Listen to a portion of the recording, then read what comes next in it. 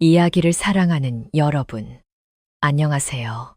따뜻한 이야기 코너에 오신 것을 환영합니다. 이곳은 진심을 담아 이야기를 들려드리는 공간입니다. 편안한 마음으로 감동과 반전이 가득한 특별한 이야기를 즐겨주세요. 준비되셨다면 좋아요를 눌러주시고 알림 설정도 켜신 뒤 지금부터 이야기를 시작하겠습니다. 거제도의 거친 파도가 갯바위를 무자비하게 때리고 있었다. 하늘은 금방이라도 쏟아질 듯한 먹구름으로 뒤덮여 있었고 짠내 섞인 바닷바람은 칼날처럼 날카로웠다. 그 황량한 해변가 모래밭 위에 녹마조각이나 다름없는 행색을 한 사내가 처참하게 버려져 있었다. 한때 도성 훈련대장의 위엄을 떨쳤던 한서준이었다. 그러나 지금 그의 모습에서 과거의 영광은 티끌만큼도 찾아볼 수 없었다. 헝클어진 머리카락 사이로 드러난 얼굴은 핏기 하나 없이 창백했고 입고 있는 관복은 갈기갈기 찢겨져 흙투성이가 되어 있었다. 서준은 간신히 몸을 일으키려 했으나 사지가 끊어질 듯한 고통에 다시 바닥으로 고꾸라졌다. 독약이 온몸의 혈맥을 타고 흐르며 장기를 뒤틀어 놓는 듯했다. 무엇보다 끔찍한 것은 눈앞에 펼쳐진 완벽한 어둠이었다. 눈을 뜨고 있음에도 불구하고 아무것도 보이지 않았다. 그저 시커먼 칠흑 같은 어둠만이 그를 감싸고 있을 뿐이었다. 두 눈에서는 붉은 피눈물이 하염없이 흘러내려 볼을 타고 턱 밑으로 뚝뚝 떨어졌다. 그것은 단순한 실명이 아니었다. 그의 영혼마저 잠식해 들어가는 절망의 색깔이었다. 여기가 어디란 말이냐. 서준의 갈라진 입술 사이로 쉰 목소리가 새어나왔다. 대답 대신 돌아오는 것은 거센 파도 소리와 갈매기들의 기분 나쁜 울음소리뿐이었다. 그는 손을 뻗어 주위를 더듬었다. 손끝에 닿는 것은 차가운 모래와 날카로운 조개 껍데기뿐이었다. 그제야 그는 자신이 유배지인 거제도에 버려졌음을 실감했다. 영모라는 누명을 쓰고 사랑했던 주군에게서 버림받고 무인으로서의 생명인 두 눈마저 잃은 채 짐승처럼 내팽개쳐진 것이다. 치밀어 오르는 분노와 억울함에 가슴이 터질 것만 같았다. 기억은 고문실의 차가운 바닥으로 그를 끌고 갔다. 뜨거운 인두가 살을 태우는 냄새, 뼈가 부서지는 소리, 그리고 간신들의 비릿한 웃음소리가 귓가에 쟁쟁했다. 내 놈이 세자, 저하를 독살하려 했다는 것을 자백해라. 거짓된 죄목을 들이대며 그들은 서준의 입에 억지로 독약을 들이부었다. 타들어가는 목구멍의 고통보다 더 그를 괴롭힌 것은 믿었던 부하들의 배신이었다. 그들은 살기 위해 서준을 팔아넘겼고 거짓 증언으로 그를 벼랑 끝으로 몰아넣었다. 인간에 대한 환멸이 뼈에 사무쳤다. 서준은 비틀거리는 다리에 힘을 주어 겨우 일어섰다. 중심을 잡지 못해 몇 번이나 넘어질 뻔했지만 그는 이를 악물고 버텼다. 더 이상 이렇게 비참하게 살 수는 없었다. 명예를 목숨보다 소중히 여겼던 그에게 눈이 먼 패인이 되어 구차하게 목숨을 부지하는 것은 죽음보다 더한 형벌이었다. 그의 귀의 절벽 아래에서 부서지는 파도 소리가 들려왔다. 그 소리는 마치 그를 부르는 저승사자의 속삭임처럼 달콤하게 느껴졌다. 그래 차라리 저 바다에 몸을 던져 모든 것을 끝내는 편이 나으리라. 그는 소리가 들리는 쪽을 향해 한 발 한 발 내디뎠다. 발바닥이 날카로운 돌부리에 찢겨 피가 났지만 고통은 느껴지지 않았다. 오직 죽음이라는 목표만이 그의 정신을 지배하고 있었다. 한 걸음 내디딜 때마다 과거의 기억들이 주마등처럼 스쳐 지나갔다. 처음 검을 잡았던 날에 설렘 전장을 누비며 적들을 베어 넘기던 희열, 그리고 세자 저하와 나누었던 충심 어린 맹세들. 이제 그 모든 것이 물거품처럼 사라져버렸다. 남은 것은 오직 이 지독한 어둠과 씻을 수 없는 오명뿐이었다. 절벽 끝에 다다르자 바람은 더욱 거세게 몰아쳤다. 서준의 찢어진 옷자락이 미친 듯이 펄럭였다. 발밑으로 천길 낭떠러지가 입을 벌리고 있음을 본능적으로 감지할 수 있었다. 그는 멈춰서서 하늘을 향해 고개를 들었다. 비록 보이지는 않으나 저 하늘 어딘가에 자신을 지켜보고 있을 신이 있다면 묻고 싶었다. 어찌하여 충신에게 이런 가혹한 시련을 내리시는지, 어찌하여 정의가 불의에 짓밟히도록 내버려 두시는지. 그러나 하늘은 침묵했고 차가운 빗방울만이 그의 얼굴을 때리며 조롱할 뿐이었다. 이제 편해지고 싶다. 서준은 나직이 중얼거리며 마지막 결심을 굳혔다. 그는 두 눈을 감고 절벽 아래로 몸을 던지려 했다. 바로 그 순간이었다.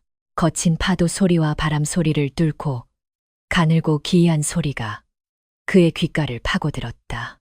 그것은 새의 울음소리 같기도 했고 바람이 대나무 숲을 스치는 소리 같기도 했다. 하지만 그보다는 훨씬 더 맑고 처연한 누군가의 숨결이 담긴 소리였다. 피리 소리였다. 누군가가 이 폭풍 우치는 절벽 근처에서 피리를 불고 있는 것이었다. 서준은 멈칫했다.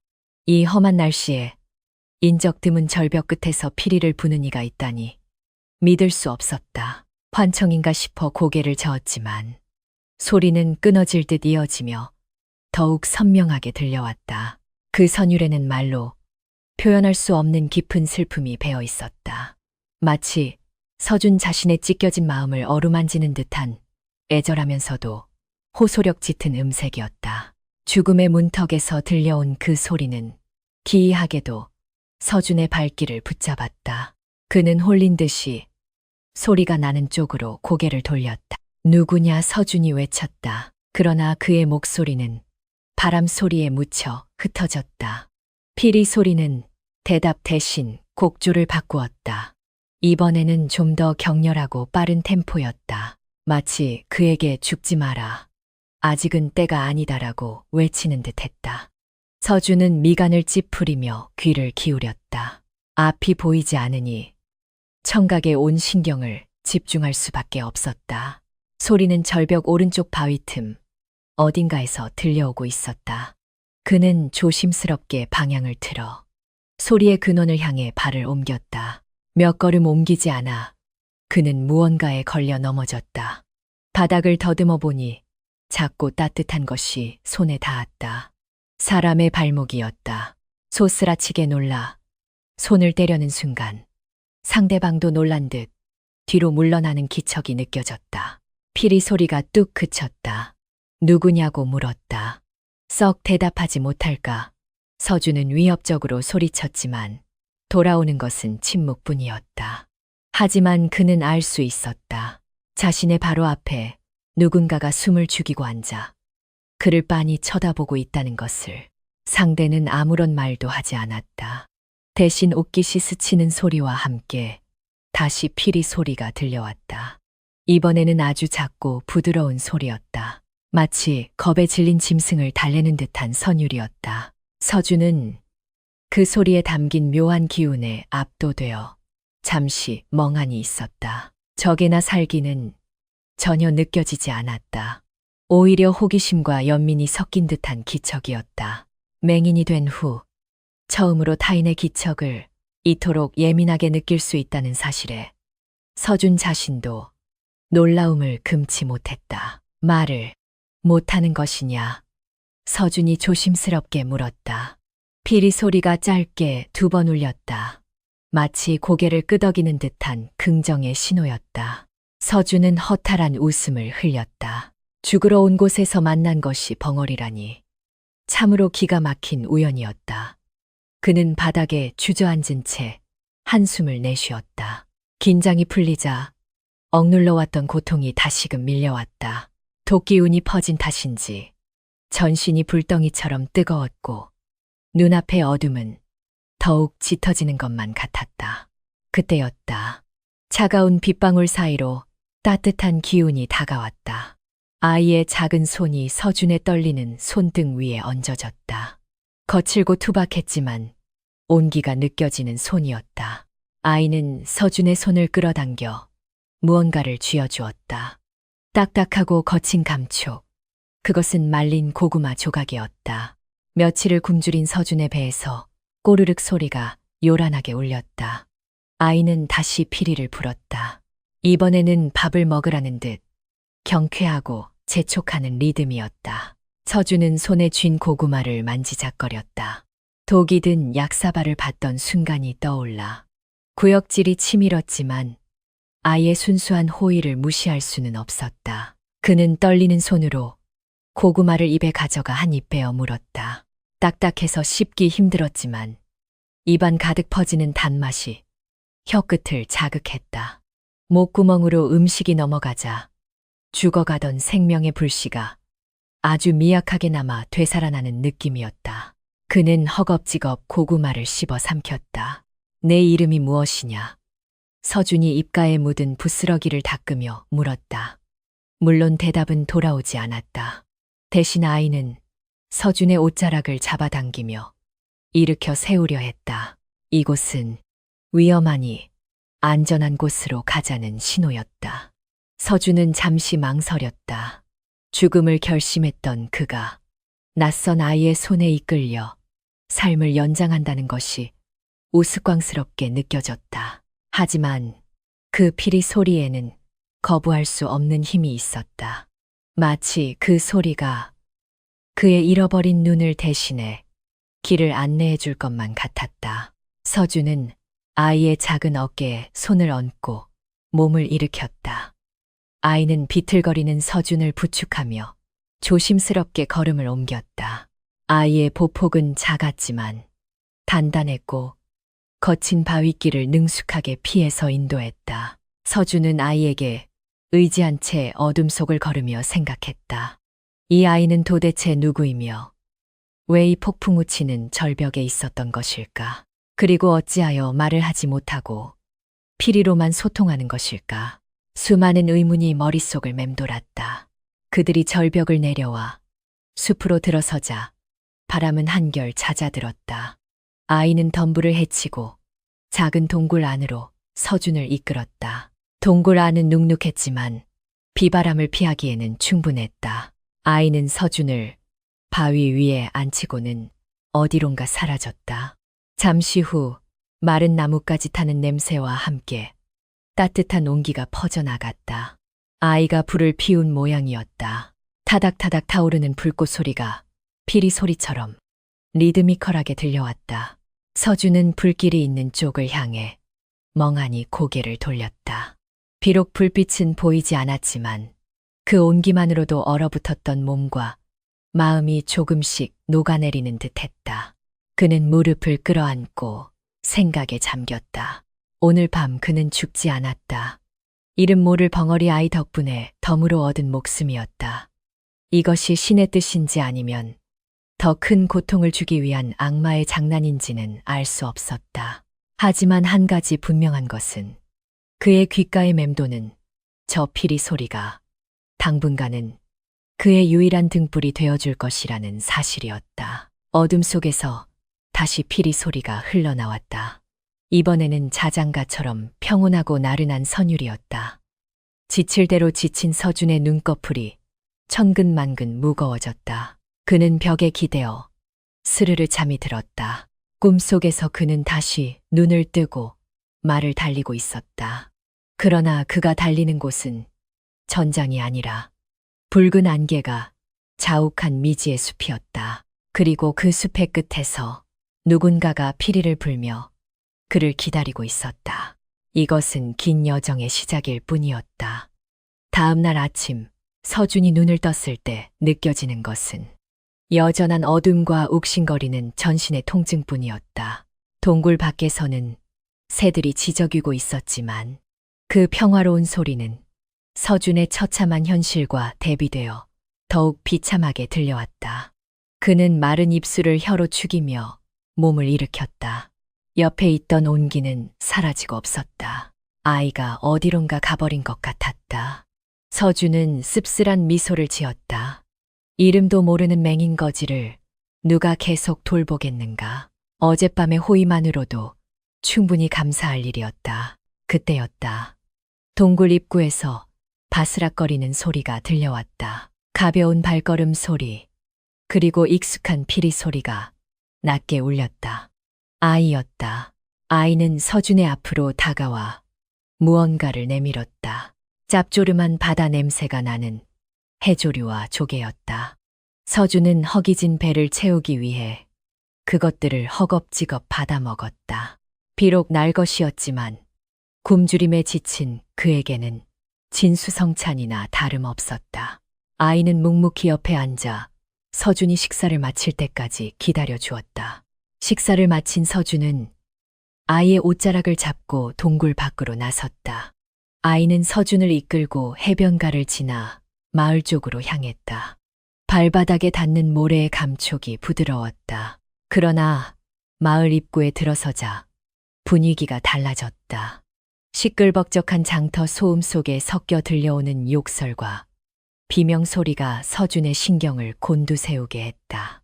이곳은 유배지인 거제도에서도 가장 험하기로 소문난 포구였다. 온갖 범죄자들과 wal패들이 모여 사는 무법천지였다. 어이 저기 봐라. 웬 눈먼 병신이 애새끼 하나 달고 다니네. 걸걸한 목소리가 서준의 귀를 때렸다. 곧이어 비릿한 술 냄새를 풍기는 사내들이 그들의 앞을 가로막았다. 서준은 본능적으로 몸을 움츠렸다. 예전 같으면 눈길 한 번으로 제압했을 조무래기들이었지만 지금의 그는 그저 힘없는 맹인일 뿐이었다. 사내들은 낄낄거리며 서준의 낡은 옷을 잡아당겼다. 옷꼬라지를 보니 한가닥했던 양반 같은데 주머니에 엽전 한 똠이라도 있나 뒤져볼까. 서준은 이를 악물고 참았다. 굴욕감이 치밀어 올랐지만 함부로 나섰다가는 아이까지 위험해질 수 있었다. 그러나 사내들의 횡포는 거기서 멈추지 않았다. 그들은 서준을 밀쳐 바닥에 쓰러뜨리고는 발길질을 해댔다. 이런 재수 없는 놈이 아침부터 어딜 기어다녀. 서준은 몸을 웅크려 급소를 보호했다. 무력감이 그를 짓눌렀다. 천하를 호령하던 장군이 고작 동네 건달들에게 매질을 당하다니 죽음보다 더한 치욕이었다. 그 순간 날카로운 파열음과 함께 사내 중 한 명이 비명을 질렀다. 악내 눈 무언가가 사내의 눈가를 강타한 것이었다. 서준은 고개를 들었다. 아이의 피리 소리가 들려왔다. 이번에는 부드러운 선율이 아니었다. 마치 전장의 북소리처럼 급박하고 날카로운 리듬이었다. 아이는 바닥에 떨어진 돌멩이를 주워 정확하게 사내들을 향해 던지고 있었다. 벙어리 아이의 반격에 당황한 사내들은 잠시 주춤했다. 이 쥐새끼 같은 놈이. 화가 난 사내들이 아이를 향해 달려들었다. 서준은 다급하게 소리쳤다. 안 돼, 아이는 건드리지 마라. 그는 비틀거리며 일어섰다. 앞이 보이지 않아 허공에 주먹을 휘둘렀지만 사내들은 비웃으며 그를 다시 밀쳤다. 서준은 중심을 잃고 쓰러졌다. 그때 피리 소리가 다시 울렸다. 삐익 짧고 높은 음이 오른쪽에서 들렸다. 그리고 곧바로 퍽 하는 소리와 함께 오른쪽 사내가 신음하며 무릎을 꿇었다. 서준은 찰나의 순간 깨달았다. 아이가 던진 돌이 사내의 무릎 관절을 정확히 가격한 것이다. 그리고 그 피리 소리는 단순한 음악이 아니었다. 그것은 적의 위치를 알리는 신호였다. 서준의 무인으로서의 본능이 되살아났다. 그는 귀를 곤두세웠다. 바람을 가르는 돌멩이 소리, 사내들의 거친 숨소리, 그리고 아이의 피리 소리가 하나의 거대한 지도처럼 머릿속에 그려지기 시작했다. 삐리릭, 이번에는 왼쪽이었다. 서준은 생각할 겨를도 없이 몸을 왼쪽으로 틀며 주먹을 내질렀다. 묵직한 타격감이 손끝에 전해졌다. 억사내의 명치에 정통으로 꽂힌 것이다. 서준은 놀라움에 잠시 멈칫했다. 보이지 않는데도 보였다. 아이의 소리가 그의 눈이 되어주고 있었다. 사내들은 눈먼 거지의 예상치 못한 반격에 당황하여 뒤로 물러섰다. 이 이놈이 눈이 보이는 거 아니야. 아이의 피리 소리는 더욱 빠르고 현란해졌다. 마치 춤을 추듯 리듬을 타며 적들의 움직임을 실시간으로 알려주었다. 높은 음은 상단 공격, 낮은 음은 하단, 공격 짧게 끊어지는 음은 회피 신호였다. 서준은 그 소리에 온몸을 맡겼다. 10년 넘게 수련했던 무공이 몸의 기억을 타고 흘러나왔다. 사내의 주먹이 날아오는 소리가 들리자마자 그는 고개를 숙여 피하고 동시에 아이가 돌을 던져 사내의 빈틈을 만들면 그곳을 정확히 가격했다. 사내들은 하나둘씩 비명을 지르며 쓰러졌다. 그들은 도저히 믿을 수 없었다. 앞도 못 보는 병신과 말도 못하는 꼬맹이에게 일방적으로 당하고 있다는 사실이 공포스러웠다. 아이는 마치 등 뒤에 눈이라도 달린 것처럼 사내들의 은밀한 움직임까지 간파해냈다. 심지어 바람이 불어오는 방향까지 계산하여 돌을 던지는 듯했다. 그것은 단순한 시력이 아니었다. 공기의 흐름을 읽는 천부적인 감각이었다. 마지막 남은 우두머리가 칼을 뽑아 들었다. 죽어라. 그는 서준의 등 뒤로 살금살금 다가갔다. 발소리를 죽인 은밀한 접근이었다. 서준은 미처 눈치채지 못했다. 그러나 아이는 달랐다. 익 찢어질 듯한 고음이 울려 퍼졌다. 동시에 아이가 던진 돌이 우두머리의 손목을 강타했다. 칼이 쨍그랑 바닥에 떨어졌다. 서준은 뒤로 돌며 우두머리의 멱살을 잡고 바닥에 내리꽂았다. 상황은 종료되었다. 사내들은 혼비백산하여 도망쳤다. 괴물이다, 괴물들이야. 그들의 비명소리가 멀어질 때까지 서준은 거친 숨을 몰아쉬며 서 있었다. 온몸이 땀으로 젖어 있었다. 하지만 가슴 속에서는 뜨거운 무언가가 벅차올랐다. 무력감은 사라지고 대신 생생한 전율이 그 자리를 채웠다. 그는 떨리는 손으로 아이가 있을 법한 곳을 향해 손을 뻗었다. 따뜻하고 작은 손이 그의 손을 맞잡았다. 내가 나를 살렸구나. 서준은 감격에 겨워 목이 메었다. 아이는 아무 말 없이 서준의 손을 꽉 잡았다. 피리 소리가 다시 들려왔다. 이번에는 승리를 자축하는 듯한 경쾌하고 힘찬 곡조였다. 서준은 그제야 알 수 있었다. 이 아이는 단순히 귀가 밝은 것이 아니었다. 바람 소리, 심장, 박동 소리, 심지어 살기마저도 소리로 듣는 기이한 능력을 지니고 있었다. 하늘이 그의 눈을 가져간 대신 이 아이를 보내주신 것이 분명했다. 서준은 무릎을 꿇고 아이와 눈높이를 맞췄다. 비록 아이의 얼굴은 볼 수 없었지만 그 존재감만은 태산보다 크게 느껴졌다. 내 눈이 되어주겠느냐. 서준의 진심 어린 물음에 아이는 피리를 입에 가져갔다. 맑고 청아한 소리가 하늘 높이 울려 퍼졌다. 그것은 그 어떤 대답보다 확실한 맹세였다. 두 사람은 서로의 손을 잡고 일어섰다. 이제 그들은 혼자가 아니었다. 그들은 다시 동굴로 향했다. 돌아가는 길은 올 때보다 훨씬 가볍게 느껴졌다. 서준은 아이의 발걸음, 소리에 맞춰 걷는 법을 익히기 시작했다. 아이가 오른쪽으로 가면 피리 소리가 오른쪽에서 들렸고 멈추면 소리도 멈췄다. 그것은 둘만의 은밀한 언어이자 생존 방식이었다. 서준은 마음속으로 굳게 다짐했다. 이 아이를 위해서라도 반드시 살아남아 누명을 벗고 자신들을 이렇게 만든 자들에게 처절한 복수를 하리라고. 동굴에 도착했을 때는 이미 해가 중천에 떠 있었다. 아이는 서준을 바위에 앉히고는 상처난 곳을 닦아주었다. 서준은 아이의 정성스러운 손길을 느끼며 문득 아이의 이름이 궁금해졌다. 이름이 없다고 했지. 그렇다면 내가 지어주마. 그는 잠시 고민하다 입을 열었다. 개동 카이동이라 하거라. 동쪽의 해를 연다는 뜻이다. 너는 내 어둠을 걷어내는 빛과 같으니까. 아이는 마음에 드는 듯 피리를 짧게 불었다. 개동. 촌스럽지만 정감 있는 이름이었다. 서준 아니, 이제는 혈안 쉐엔이라 불릴 사내와 천재적인 청력을 가진 소년. 개동의 기묘한 동행은 이렇게 시작되었다. 하지만 그들은 아직 몰랐다. 그들의 존재가 이미 도성의 권력자들에게 알려지기 시작했다는 것을. 피비린내 나는 운명의 수레바퀴는 이제 막 구르기 시작했을 뿐이었다. 그날 밤, 거제도 앞바다에는 한 치 앞도 분간할 수 없는 짙은 해무가 깔렸다. 달빛조차 뚫지 못하는 두꺼운 안개는 섬 전체를 거대한 감옥처럼 가두고 있었다. 동굴 안에서 모닥불을 쬐던 서준은 묘한 한기를 느꼈다. 그것은 단순히 날씨 탓이 아니었다. 수년간 전장에서 단련된 무인의 직감이 위험을 경고하고 있었다. 옆에 앉아있던 개동 역시 불안한 듯 피리를 만지작거리며 동굴 입구를 주시했다. 아이의 귀가 미세하게 떨리고 있었다. 그때 거친 발소리와 함께 누군가가 동굴 안으로 쑥 들어왔다.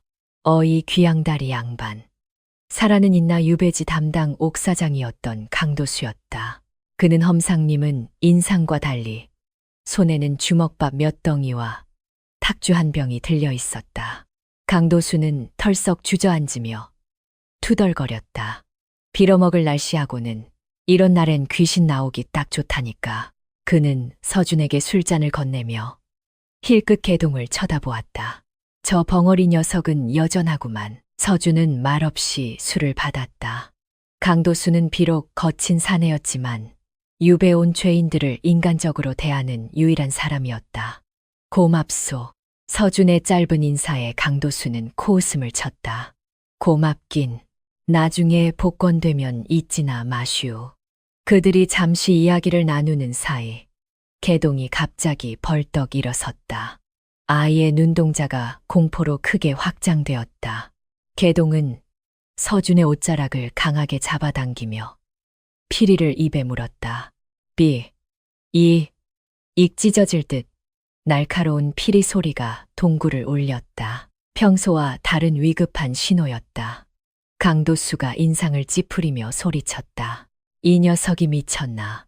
귀청 떨어지겠네. 하지만 서준은 이미 바닥에 있던 몽둥이를 집어들고 있었다. 조용히 하시오. 누군가 오고 있소. 강도수는 의아해하며 동굴 밖을 내다보았다. 안개 속에서 아무것도 보이지 않았지만 슥 하는 기분 나쁜 소리가 들려오기 시작했다. 그것은 젖은 모래를 밟는 은밀한 발소리였다. 젠장, 이게 무슨 소리야? 강도수가 칼을 뽑아 들기도 전에 안개를 뚫고 검은 그림자들이 튀어나왔다. 가람을 가르는 소리와 함께 표창 하나가 강도수의 어깨를 스치고 벽에 박혔다. 으악. 강도수가 비명을 지르며 뒤로 물러섰다. 복면을 쓴 자객들이었다. 하나 둘 셋. 어둠 속에서 나타난 자객들은 순식간에 동굴 입구를 포위했다. 그들의 검은 옷에서는 비릿한 피냄새와 함께 짙은 살기가 뿜어져 나왔다. 한서준 내놈의 목을 가지러 왔다. 자객의 우두머리가 차가운 목소리로 말했다. 서준은 쓴 웃음을 지었다. 역시 그들이었다. 조정의 권신, 좌상대감이 보낸 척살대임이 분명했다. 유배지까지 쫓아와 기어이 숨통을 끊어놓겠다는 집요함에 혀를 내둘렀다. 서준은 보이지 않는 눈을 부릅뜨며 몽둥이를 고쳐 잡았다. 죽어서도 나를 두려워하는구나. 내 놈들의 주인은 자객들이 일제히 달려들었다. 좁은 동굴 안에서 난전이 벌어졌다. 강도수는 어깨에 상처를 부여잡 가적으로 칼을 휘둘렀다. 이 미친놈들이 나는 관군이다. 하지만 자객들은 아랑곳하지 않고 그를 배려했다. 그들에게 목격자는 필요 없었다. 서준은 바람 소리에 의지해 몽둥이를 휘둘렀지만 숙련된 자객들을 상대하기에는 역부족이었다. 게다가 짙은 안개 때문에 강도수조차 적과 아군을 구분하기 힘들어했다. 그때였다. 개동의 피리 소리가 다시 울려 퍼졌다. 이번에는 아주 기이하고 불규칙한 리듬이었다. 삑비리릭, 툭. 그것은 마치 박쥐가 어둠 속에서 길을 찾듯 자객들의 위치와 움직임을 소리로 그려내는 것 같았다. 서준의 귀에 그 소리가 선명하게 박혔다. 오른쪽 셋, 왼쪽 둘, 그리고 정면에서 다가오는 놈의 심장 박동 소리까지. 안개는 오히려 눈먼 서준에게 유리한 전장이었다. 서준은 피리 소리에 맞춰 몸을 낮췄다. 자객의 칼이 머리 위를 스치고 지나갔다. 동시에 서준은 몽둥이를 올려쳐 자객의 턱을 가격했다. 억하는 소리와 함께 놈이 쓰러졌다. 곧이어 개동이 높은 음을 불자 서준은 즉시 뒤로 돌며 몽둥이를 찔러 넣었다. 뒤에서 기습하려던 자객의 명치에 정확히 꽂혔다. 그억 자객들은 당황했다. 앞도 못 보는 놈이 어떻게 뒤통수에 눈이 달린 것처럼 움직이는가. 저 꼬맹이부터 죽여라. 우두머리가 소리쳤다. 자객 2명이 개동을 향해 방향을 틀었다. 서준은 다급하게 소리쳤다. 강도수 아이를 지켜라. 강도수는 이를 악물고 개동 앞을 막아섰다. 빌어먹을 내가 왜 역적놈을 돕고 있는 거야. 그는 투덜거렸지만 칼솜씨는 매서웠다.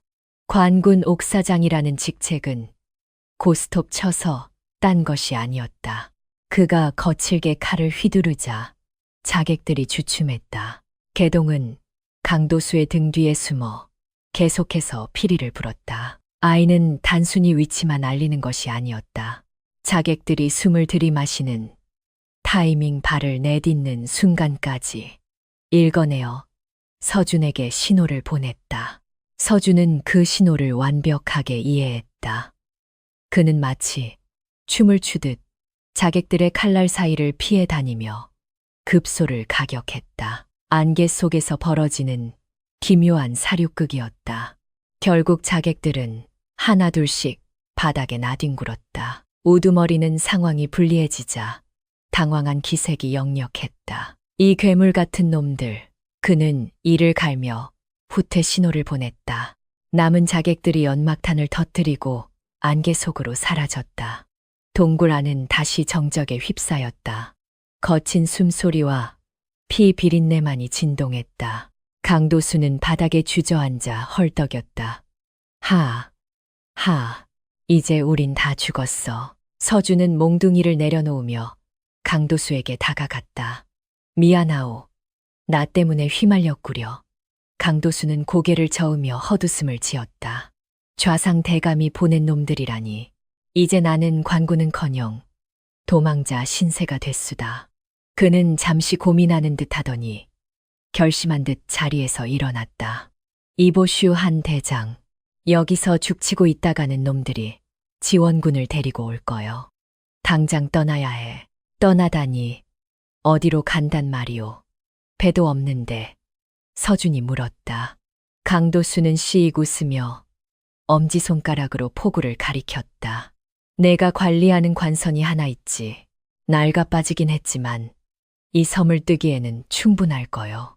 어차피 이판사판인데 내 목숨 한번 걸어보리다. 그는 서준의 억울한 사정을 내심 알고 있었고 무엇보다 방금 전 자신을 죽이려던 놈들에게 갚아줄 빚이 생겼다. 서준은 개동의 손을 잡았다. 아이의 손은 덜덜 떨리고 있었다. 서준은 아이를 안심시키듯 꽉 쥐어주었다. 가자. 이곳은 더 이상 안전하지 않다. 그들은 서둘러 짐을 챙겨 동굴을 빠져나왔다. 안개는 여전히 짙게 깔려 있었다. 하지만 이제 그 안개는 그들을 숨겨주는 든든한 방패막이 되어주고 있었다. 포구에 도착한 그들은 낡은 나룻배를 발견했다. 파도가 거세게 치고 있었지만 선택의 여지가 없었다. 강도수가 밧줄을 풀고 노를 잡았다. 서준과 개동이 배에 올라탔다.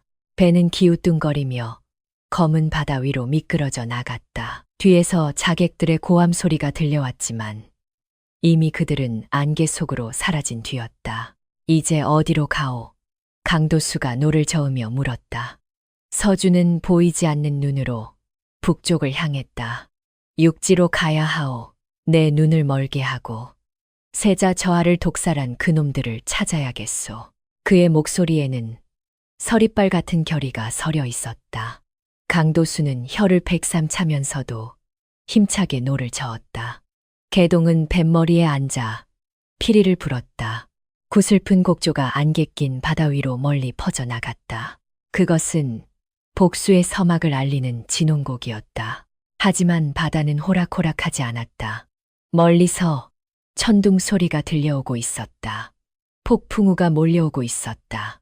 맹인 장군과 벙어리 소년, 그리고 껄렁한 옥사장, 기묘한 조합의 세 사람은 이제 자연이 주는 거대한 시련과 마주해야 했다. 운명은 그들을 쉽사리 놓아주지 않을 작정이었다. 거친 파도가 작은 나룻배를 집어삼킬 듯이 몰아쳤다. 하늘은 뚫린 듯 비를 쏟아붓고 있었고 번개가 칠 때마다 칠흑 같은 바다가 순간적으로 하얗게 번뜩였다. 강도수는 젖먹던 힘까지 짜내어 노를 저었지만 배는 나뭇잎처럼 위태롭게 흔들릴 뿐이었다. 젠장, 이러다간 물귀신 밥이 되고 말겠어. 그의 고함 소리는 천둥 소리에 묻혀 흩어졌다. 뱃머리로 들이닥치는 파도에 옷은 이미 흠뻑 젖어 무거웠고 배 안에는 물이 차오르고 있었다. 서주는 배 한가운데 앉아 중심을 잡으려 애썼다. 보이지 않는 공포는 보이는 것보다 훨씬 컸다. 배가 기울어질 때마다 심장이 곤두박질 치는 듯했다. 차가운 바닷물이 발목까지 차오르자 그는 손으로 물을 퍼내기 시작했다. 장군으로서 수많은 사선을 넘나들었지만 대자연의 분노 앞에서는 그저 무력한 인간일 뿐이었다. 그는 이를 악물었다. 여기서 죽을 수는 없었다. 억울하게 죽은 세자 저하와 자신의 명예를 위해서라도 반드시 살아서 육지를 밟아야 했다. 앞에 암초다. 암초 강도수의 비명에 가까운 외침이 들려왔다. 번개가 번쩍이는 순간 그의 눈앞에 거대한 검은 바위들이 톱니처럼 솟아있는 것이 보였다. 거제도와 육지 사이의 물살이 가장 거칠다는 검은 이빨 해역이었다. 이곳은 숙련된 뱃사공들도 날씨가 좋은 날에만 겨우 지나가는 난코스였다. 하물며 폭풍우 치는 밤에 이 낡은 나룻배로 이곳을 통과한다는 것은 자살행위나 다름없었다. 배는 거센 조류에 휘말려 암초 쪽으로 빠르게 빨려 들어갔다. 강도수는 필사적으로 노를 반대쪽으로 저었지만 역부족이었다. 안돼 부딪힌다. 눈앞에 닥친 죽음의 공포에 강도수는 눈을 질끈 감았다. 그때였다. 뱃머리에 웅크리고 있던 개동이 벌떡 일어섰다. 아이는 비바람을 맞으며 뱃머리에 위태롭게 서서 귀를 기울였다. 파도가 바위에 부딪히는 소리, 물살이 갈라지는 소리, 바람이 암초 사이를 통과하는 소리, 그 모든 소음이 아이의 귀에는 선명한 지도로 그려지고 있었다. 익 날카로운 피리 소리가 폭풍우를 뚫고 울려 퍼졌다. 그것은 단순한 연주가 아니었다. 생존을 위한 지시였다. 개동은 오른쪽을 가리키며 피리를 높게 불었다. 강도수는 순간적으로 멍해졌지만 이내 정신을 차리고 아이가 가리키는 방향으로 노를 힘껏 저었다. 배가 급격하게 오른쪽으로 틀어지자마자 거대한 바위가 배전을 스치듯 지나갔다. 배 밑바닥이 바위에 긁히는 소름 끼치는 소리가 났지만 다행히 배가 뒤집히지는 않았다. 살았다. 강도수가 안도의 한숨을 내쉬기도 전에 개동은 다시 왼쪽을 가리키며 낮은 음의 피리를 불었다. 이번에는 왼쪽에서 집채만한 파도가 밀려오고 있었다. 강도수는 본능적으로 아이의 지시에 따랐다. 배를 왼쪽으로 틀어 파도의 결을 타고 넘었다. 배는 롤러코스터처럼 솟구쳤다가 아래로 곤두박질 쳤다. 서주는 배의 난간을 꽉 잡고 버텼다. 아이의 피리 소리가 마치 뱃길을 안내하는 등대처럼 느껴졌다. 개동은 뱃머리에서 춤을 추듯 몸을 움직였다. 아이의 온몸은 비에 젖어 떨리고 있었지만 눈빛만은 흔들림이 없었다. 그는 파도가 바위에 부딪혀 되돌아오는 반사음을 듣고 숨겨진 암초의 위치를 파악해냈다.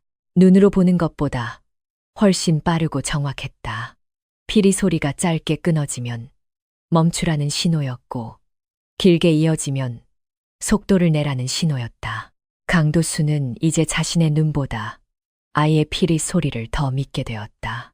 오른쪽 아니 왼쪽 강도수는 아이의 손짓과 피리 소리에 맞춰 미친 듯이 노를 저었다. 팔 근육이 터질 듯 아파왔고 숨이 턱까지 차올랐지만 멈출 수 없었다.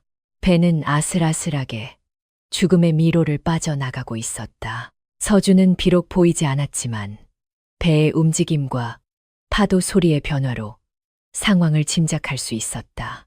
아이가 기적을 만들어내고 있었다. 저 작은 몸집의 아이가 거대한 바다와 싸워 이기고 있는 것이다. 한참의 사투 끝에 마침내 배는 암초 지대를 벗어나 비교적 잔잔한 물살 위로 미끄러져 들어갔다. 폭풍우도 조금씩 잦아들고 있었다. 강도수는 노를 놓치고 배 바닥에 대자로 뻗어버렸다.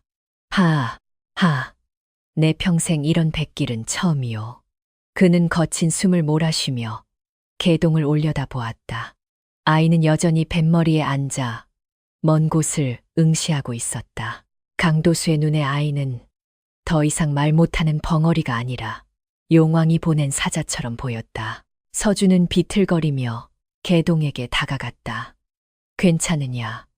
그의 물음에 아이는 조용히 고개를 끄덕이며 서준의 손을 잡았다. 아이의 손은 얼음장처럼 차가웠지만 맥박은 힘차게 뛰고 있었다. 서준은 자신의 겉옷을 벗어 아이에게 덮어주었다. 네가 우리를 살렸다. 고맙다, 개동아.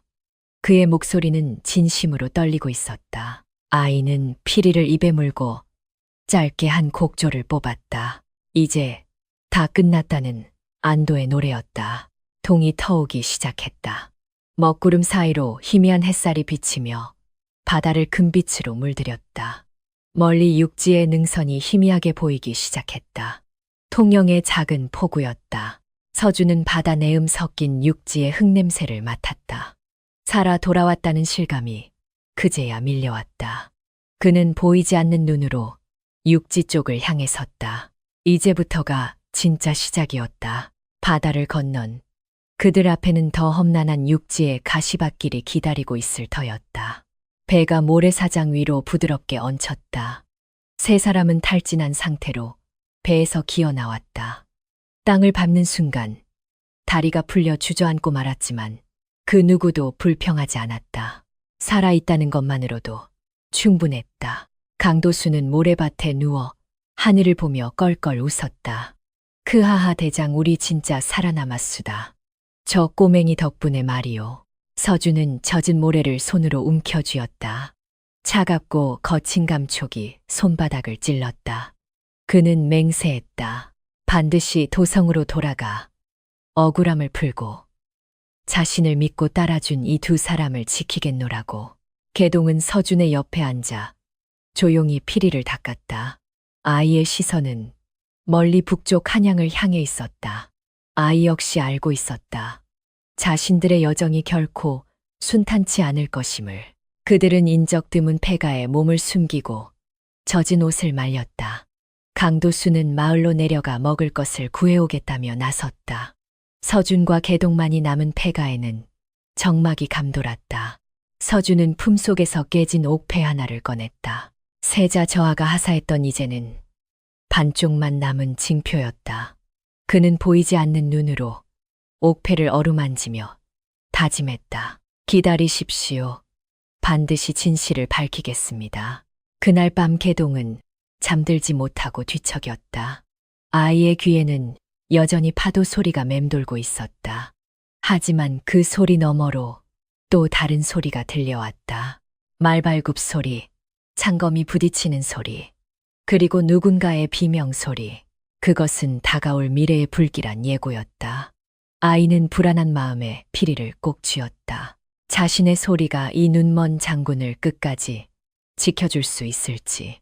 아이는 묵묵히 밤하늘에게 물었다. 폐가의 고요한 정막이 감돌았다. 비는 그쳤지만 눅눅한 공기는 여전히 무거웠다. 강도수가 먹을 것을 구하러 나간 사이 서주는 벽에 기대어 가쁜 숨을 몰아쉬고 있었다. 그의 손은 무의식적으로 옆에 앉아있는 개동의 머리를 쓰다듬었다. 아이의 머리카락은 바닷물에 절어 뻣뻣했지만 그 아래서 느껴지는 체온은 따뜻했다. 서주는 문득 아이가 불던 피리에 대해 생각했다. 그토록 기이하고 영험한 소리를 내는 악기가 단순히 길가에 굴러다니는 대나무로 만들어졌을 리 없었다. 개동아, 내 피리를 잠시 보여다오. 서준이 나직이 말했다. 개동은 주저하는 기색 없이 품에서 피리를 꺼내 서준의 손에 쥐어주었다. 서준은 피리를 받아들고 손가락 끝으로 천천히 훑어보았다. 일반적인 대나무와는 달랐다. 표면이 마치 옥처럼 매끄러웠고 대나무 특유의 마디가 거의 느껴지지 않았다. 그리고 무엇보다 손에 쥐었을 때 느껴지는 묵직한 무게감과 기묘한 온기가 예사롭지 않았다. 서준의 미간이 좁혀졌다. 그는 손톱으로 피리 표면을 살짝 긁어보았다. 단단하기가 쇠와 같았다. 이것은 혈죽이 아니냐? 서준의 목소리에 놀라움이 섞여 있었다. 혈죽은 대나무 중에서도 가장 희귀한 종류로 오직 궁궐 후원 깊숙한 곳에서만 자생한다고 알려져 있었다. 붉은 빛이 감돌며 강도가 뛰어나 왕실 악기나 특별한 하사품을 만드는 데에만 쓰이는 귀한 재료였다. 그런 귀물이 어찌 거제도 갯바닥을 구르는 거지. 아이의 손에 있단 말인가. 이 귀한 것을 네가 어디서 얻었느냐. 서준이 물었지만 대답을 들을 수 없음을 깨닫고 한숨을 내쉬었다. 아이는 서준의 손을 잡고 자신의 가슴께로 가져갔다. 쿵쿵쿵. 아이의 심장이 빠르게 뛰고 있었다. 슬픔과 그리움이 뒤섞인 박동이었다. 서준은 짐작할 수 있었다. 이것은 아이의 혈육 아마도 부모가 남긴 유일한 유품일 것이라고. 궁궐과 관련된 누군가가 이 아이에게 이것을 남겼다면 아이의 신분 또한 평범하지 않을 터였다. 서준은 피리를 더욱 세밀하게 만져보았다. 입이 닿는 취구부터 바람이 나가는 지공까지 손가락 끝에 감각을 곤두세워 훑어내려갔다. 그러다 피리 안쪽 구멍에 손가락을 넣었을 때였다. 매끄러운 내벽 안쪽에 아주 미세하게 거친 흔적이 느껴졌다. 단순한 흠집이 아니었다. 누군가가 의도적으로 새겨 넣은 글씨였다. 서준은 숨을 멈추고 집중했다. 손가락 끝에 전해지는 요철을 하나하나 읽어내려갔다. 점선, 그리고 획, 아주 작게 조각된 글자들이 머릿속에서 조합되기 시작했다. 맹인이 되어 시력을 잃은 대신 촉각이 비약적으로 발달한 덕분이었다. 자, 오, 묘, 유, 12지신을 뜻하는 글자들이 불규칙하게 배열되어 있었다. 아니, 이것은 단순한 나열이 아니었다. 군대에서 사용하는 암호 체계, 그것도 걸레 금군만이 사용하는 비밀 수신호와 흡사했다. 서준의 등줄기에 식은땀이 흘렀다. 북두칠성이 남쪽을 가리킬 때 붉은 꽃이 핀다. 서준은 떨리는 목소리로 해독한 내용을 중얼거렸다. 그리고 그 뒤에 이어진 마지막 문구에서 그의 심장이 덜컥 내려앉았다. 단장초, 세 방울용의 숨을 끈다. 단장초, 그것은 장을 끊어지게 한다는 전설의 독초였다. 세자 저하가 독살당했을 때 사용된 독과 정확히 일치하는 증상이 기록되어 있었다. 세상에 알려지지 않은 오직 범인과 피해자만이 알 수 있는 진실이 이 작은 피리 안에 숨겨져 있었던 것이다. 서준은 전율했다. 이 아이의 피리는 단순한 악기가 아니었다. 세자 저하의 죽음을 밝혀낼 결정적인 증거, 비망록이었다. 누군가가 훗날을 위해 이 피리 안에 진실을 새겨넣고 아무도 의심하지 않을 벙어리 아이에게 맡긴 것이 분명했다. 그렇다면 아이의 정체는 무엇인가? 혹시 세자 저하를 모시던 나인이나 내관의 혈육인가? 아니면 독살 계획을 우연히 알게 된 누군가가 아이를 살리기 위해 피리와 함께 도망쳐 보낸 것인가? 그때 밖에서 인기척이 들렸다. 서준은 황급히 피리를 개동에게 돌려주며 옷자락 속에 숨기라고 손짓했다. 문이 열리고 강도수가 들어왔다. 그의 품에는 닭 2마리와 옥수수 몇 개가 안겨 있었다. 하하, 운이 좋았수다. 마을 어귀 닭장에서 설이 좀 했지. 강도수는 씩 웃으며 닭을 내려놓았지만 서준의 심각한 표정을 보고는 웃음을 거두었다. 무슨 일 있어? 표정이 왜 그래? 서준은 강도수를 가까이 불렀다. 강옥 사장 내 말을 잘 들으시오. 우리는 지금 호랑이 꼬리를 밟은 것이 아니라 호랑이 굴 한가운데로 들어가는 열쇠를 쥐고 있었소. 그는 방금 알아낸 피리의 비밀을 강도수에게 털어놓았다. 이야기를 듣는 강도수의 눈이 점점 커지더니 나중에는 입이 떡 벌어졌다. 그게 정말이오. 그럼 저 꼬맹이가 움직이는 증거란 말이오. 강도수는 떨리는 눈으로 구석에 웅크리고 앉아있는 개동을 바라보았다. 그저 불쌍한 고아인 줄 알았던 아이가 갑자기 거대한 태풍의 눈처럼 보였다. 이거 야단났군. 조정놈들이 알면 이 섬을 뒤집어서라도 찾아내려 할 거요. 강도수는 마른 침을 삼켰다. 이제 단순히 도망치는 문제가 아니었다. 그들은 영모의 진실을 밝힐 수 있는 유일한 희망이자 권력자들에게는 반드시 제거해야 할 시한폭탄을 안고 있는 셈이었다. 서준은 결연한 표정으로 말했다. 우리는 한양으로 가야 하오. 이 피리에 적힌 내용을 증명하려면 독을 만든 자를 찾아야 하고 그 자는 분명 도성 안에 있을 것이오. 강도수는 고개를 저으며 한숨을 쉬었다. 제발 좀 살살합시다. 대장. 한양은 그놈들 앞마당 아니오. 거길 제 발로 들어가겠다니. 하지만 그의 눈빛은 이미 서준의 결의에 동화되어 있었다. 어차피 돌아갈 곳도 없는 처지. 끝까지 가보는 수밖에 없었다. 개동이 다가와 서준의 손바닥에 손가락으로 글씨를 썼다. 어머니. 삐뚤빼뚤한 글씨였지만 서준은 단번에 알아차렸다. 이 피리를 준 사람이 어머니였음을. 서준은 아이의 손을 꼭 잡았다. 그래, 내 어머니의 억울함도 내가 반드시 풀어주마. 아이의 어머니는 아마도 궁녀였을 것이고 비밀을 알았다는 이유로 비참한 최후를 맞이했을 터였다. 아이가 말을 잃은 것도 그 충격 때문일지 모른다는 생각에 서준의 마음이 아려왔다. 세 사람은 닭을 구워 먹으며 체력을 보충했다. 맛을 느낄 겨를도 없었다. 오직 살기 위해 씹고 삼켰다. 식사를 마친 후 서준은 바닥에 지도를 그리듯 손으로 선을 그었다. 육로로 가면 검문이 심할 것이오. 산길을 타고 충청도를 거쳐 경기도로 진입해야 하오. 강도수가 고개를 끄덕였다. 산이라면 내가 좀 알지. 멧돼지 잡던 실력을 발휘해보겠수다. 밤이 깊어지자 그들은 다시 길을 나섰다. 달빛이 구름 사이로 희미하게 비치고 있었다. 서준은 개동의 어깨에 손을 얹고 강도수는 앞장서서 길을 샜다. 그들의 등 뒤로 폐가의 그림자가 길게 늘어졌다.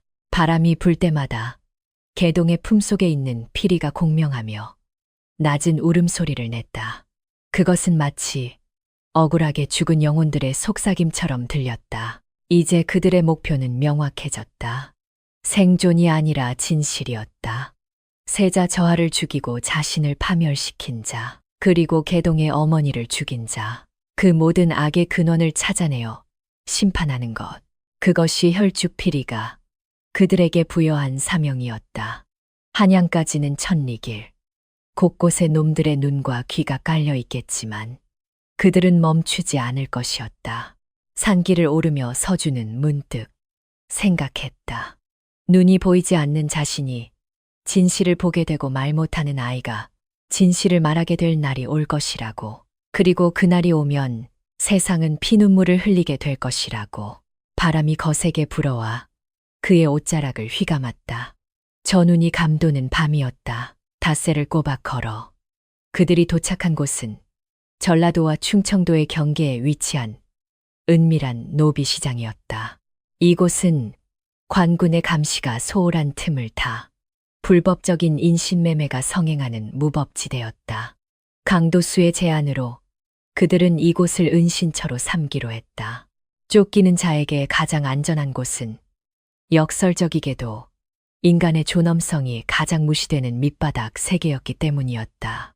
서준은 낡은 거적을 뒤집어 쓰고 눈먼 악사 행세를 했고 개동은 얼굴에 검댕을 칠해 원숭이 흉내를 내는 거지 아이로 위장했다. 시장은 그야말로 아수라장이었다.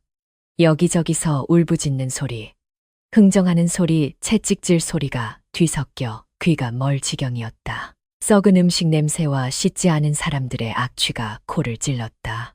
서준은 낡은 현금을 켜는 실연이라며 거리에 앉아 있었다. 비록 앞은 보이지 않았지만 이곳에 흐르는 탁한 기운은 피부로 생생하게 느껴졌다. 강도수는 노비 상인으로 위장하여 주변 동태를 살피며 그들을 지켰다. 한 푼 줍쇼. 눈먼 아비와 배고픈 자식입니다. 개동이 바닥을 구르며 애절한 척 연기를 했다. 아이의 제주 넘기 실력은 제법이었다. 지나가던 사람들이 혀를 차며 동전 몇 덕을 던져주었다. 하지만 서준은 마음이 편치 않았다.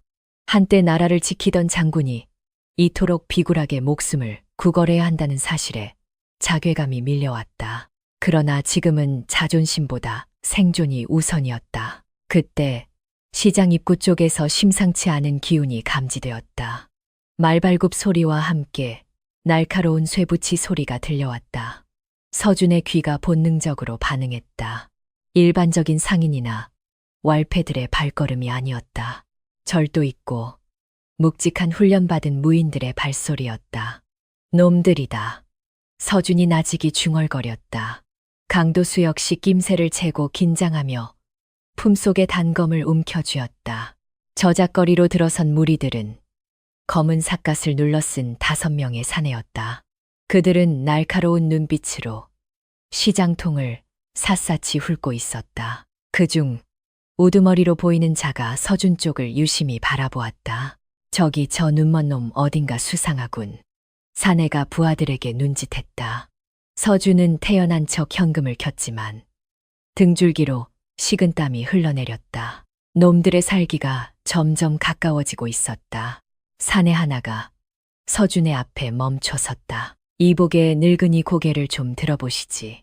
사내가 칼집으로 서준의 턱을 툭 쳤다. 서준은 짐짓 겁먹은 척하며 고개를 들었다. 피눈물 자국이 선명한 흉측한 눈두덩이가 드러났다. 사내는 잠시 멈칫하더니 서준의 손을 낚아챘다. 굳은 살이 박인 투박한 손. 악사의 손이라기엔 지나치게 거칠고 단단했다. 이 손, 검을 잡던 손이로구나. 정체가 탄로난 순간 서준은 망설임 없이 현금을 집어던져 사내의 얼굴을 가격했다.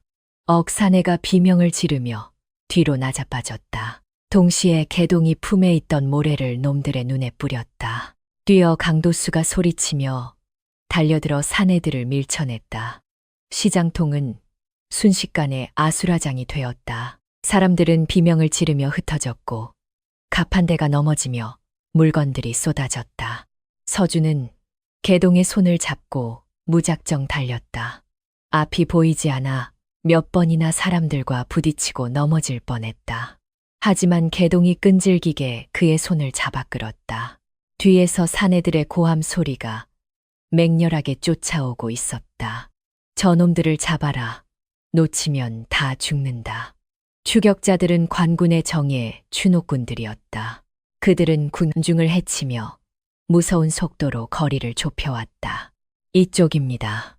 강도수가 골목길로 그들을 안내했다. 좁고 복잡한 미로 같은 골목이었다.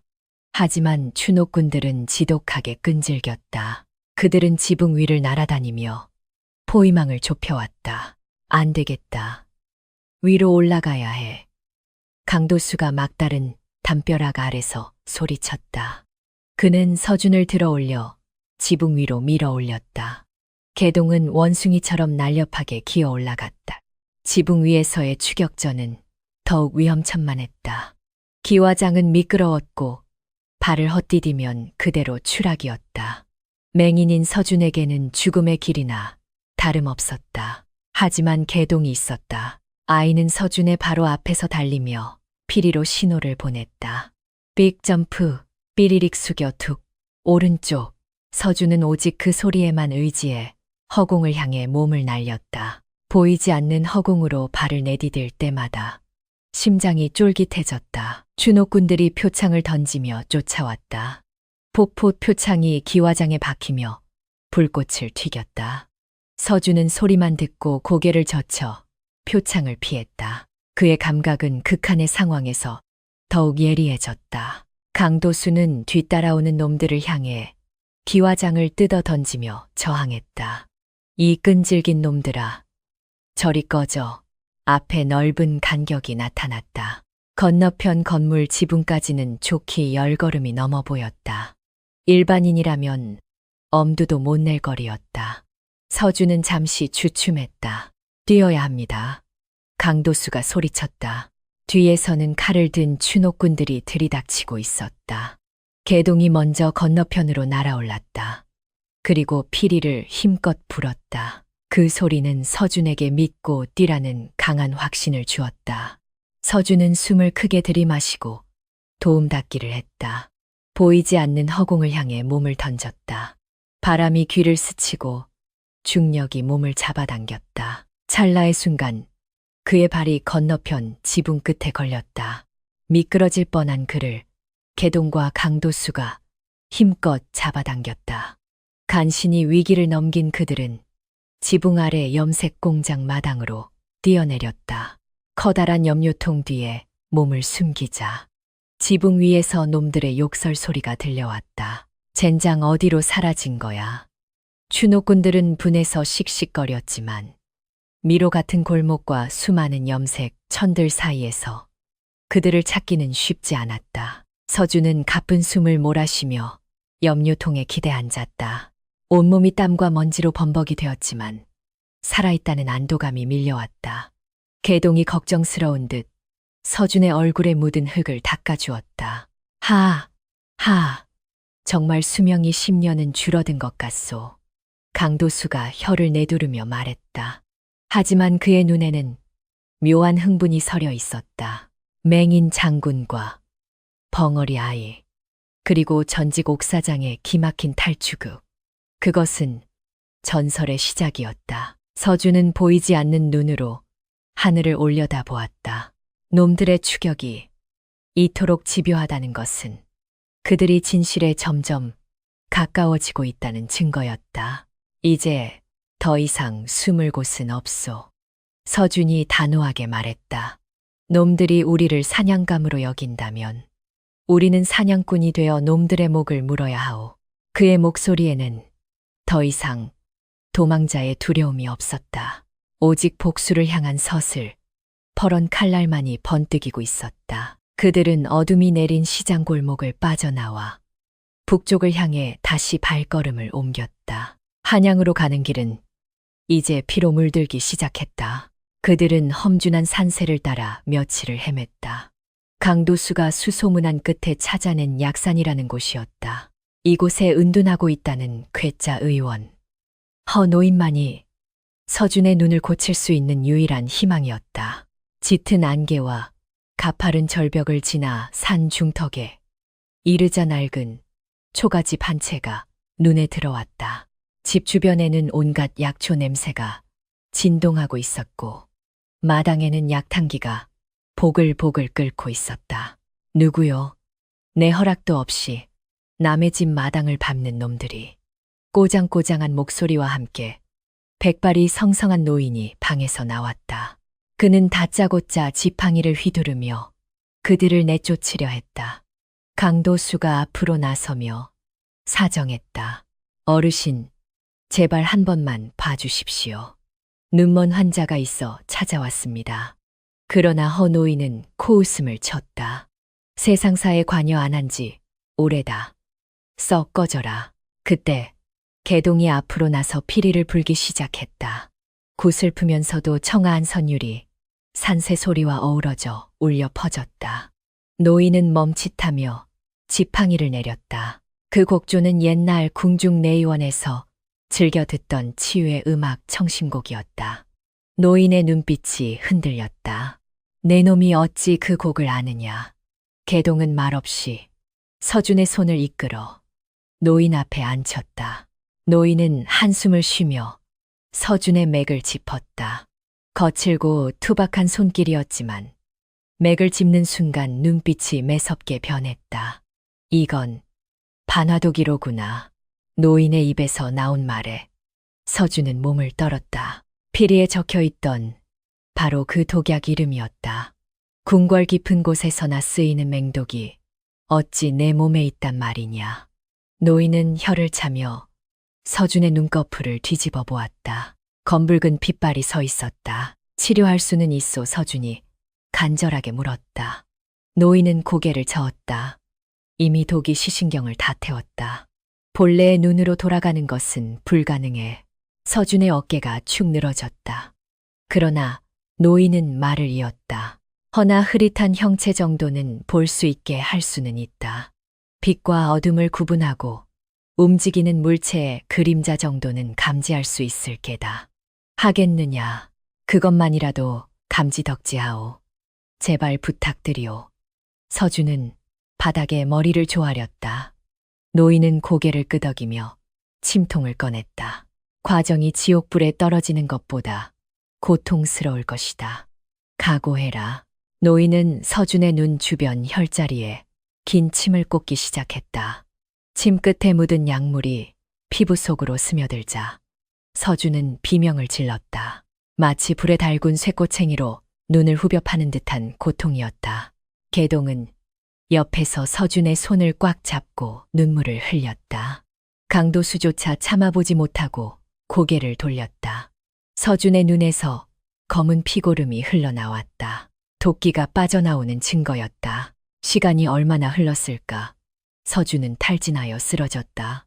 노인은 땀을 닦으며 서준의 눈에 붕대를 감아주었다. 사흘 뒤에 풀어라. 그때까지 절대 안정을 취해야 한다. 사흘은 지옥 같은 시간이었다. 고열과 오한이 번갈아 찾아왔고 악몽이 그를 괴롭혔다. 하지만 개동과 강도수의 지극정성으로 서준은 고비를 넘겼다. 마침내 붕대를 푸는 날이 왔다. 노인은 떨리는 손으로 서준의 붕대를 한 겹씩 벗겨냈다. 마지막 천 조각이 떨어져 나가고 서준은 천천히 눈을 떴다. 처음에는 아무것도 보이지 않았다. 여전히 칠흑 같은 어둠뿐이었다. 그러나 잠시 후 희미한 빛이 망막에 맺히기 시작했다. 뿌연 안개 속에 있는 것처럼 모든 것이 흐릿했지만 분명 무언가가 보였다. 앞에 앉아있는 노인의 하얀 머리카락, 옆에 있는 개동의 작은 실루엣, 그리고 강도수의 덩치 큰 그림자. 보이오. 희미하지만 움직임이 보이오. 서준은 감격에 겨워 외쳤다. 완벽한 시력은 아니었다. 색깔도 구분할 수 없었고 사물의 디테일도 뭉개져 보였다. 하지만 움직임만큼은 예전보다 훨씬 예민하게 포착할 수 있었다. 바람에 흔들리는 나뭇잎, 날아가는 벌레의 궤적까지 검은 그림자로 감지되었다. 그것은 마치 심한이 열린 것과 같았다.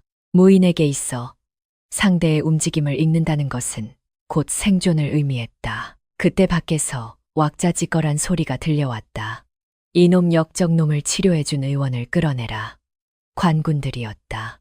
놈들이 냄새를 맡고 기어이 여기까지 쫓아온 것이었다. 노인은 당황하여 약탕기를 엎었다. 젠장, 늙은이 목숨 줄 끊으러 저승사자들이 왔구나. 강도수가 칼을 뽑아 들었다. 어르신은 피하십시오. 저희가 막겠습니다. 서준이 비틀거리며 일어섰다. 그의 눈빛은 예전과 달랐다. 흐릿하지만 분명한 살기가 서려 있었다. 아니요. 내가 나가겠소. 내 눈을 뜨게 해준 값은 해야지. 서준은 마당에 있던 장작패는 도끼를 집어들었다. 문을 열고 나서자 관군 10여 명이 초가집을 포위하고 있었다. 그들의 형체는 서준의 눈에 검은 그림자로 선명하게 잡혔다. 내 놈이 한서준이냐? 관군 대장이 칼을 겨누며 소리쳤다. 서준은 대답 대신 도끼를 고쳐 잡았다. 관군들이 달려들었다. 예전 같으면 소리에만 의지해야 했겠지만 지금은 달랐다. 놈들이 칼을 들어 올리는 궤적 발을 내디디는 방향이 그림자처럼 보였다. 서준은 몸을 살짝 틀어 칼날을 피하고 도끼를 휘둘렀다. 퍽 대장의 투구가 박살나며 그가 쓰러졌다. 개동의 피리 소리가 지원 사격을 했다. 아이의 소리는 서준의 흐릿한 시야를 보완해주는 완벽한 레이더였다. 서준은 춤을 추듯 적들의 사이를 누볐다. 그의 움직임은 군더더기 없이 깔끔했다. 관군들은 귀신을 본 듯 공포에 질려 뒷걸음질 쳤다. 이놈 눈이 보인다. 그들은 혼비백산하여 도망쳤다. 싸움이 끝나고 서준은 숨을 고르며 도끼를 내려놓았다.